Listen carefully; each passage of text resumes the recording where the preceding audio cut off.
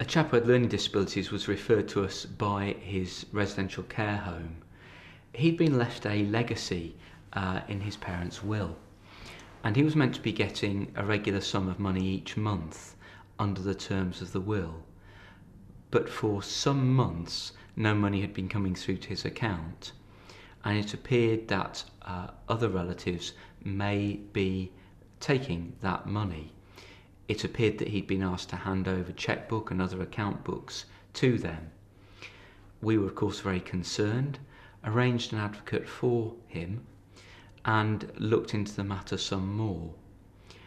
It seemed there was substance to the concerns, and we helped the chap to find out about what he should have been getting, helped him to get a copy of the will, and then became concerned that the family members might try to formalise their control over his finances. So, on a hunch, the advocate went with him to a local solicitor's just to help him to make clear that he wanted to retain control over his own finances. He had capacity. There was no reason why he shouldn't have been controlling his own finances. And so they had a meeting with the local solicitor, and within about 2 weeks of that, some family members appeared on this guy's doorstep, said they were taking him out, I think, for lunch, but drove him straight round to this same solicitor's and said, our relative wants to give us power of attorney.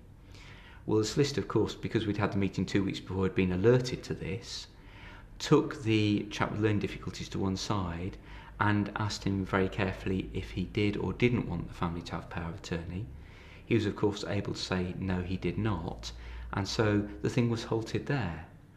And quite soon after that, the family in fact returned control over his finances to the gentleman in question, with the result that he was probably some thousands of pounds a year better off. He started to get the payments from his parents' legacy again, and so he was in a much better situation. Can you tell us of one benefit for your organisation in your having taken part in the MIP project? Yes, I think it's made me think a lot more about personalisation, how advocacy sits alongside of personalisation. I think actually a lot of the values in personalisation have come directly from advocacy, and what personalisation is trying to do now, advocacy has been doing for many years. I think it's also reminded me of how far personalisation still has to go. I think there's some really good procedures in place locally. I think there's some really good outcomes being achieved.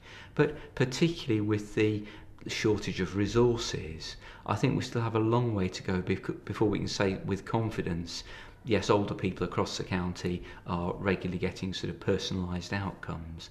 A lot of good progress has been made, but I think there's still a lot of work for advocates and others to do before we finally get there.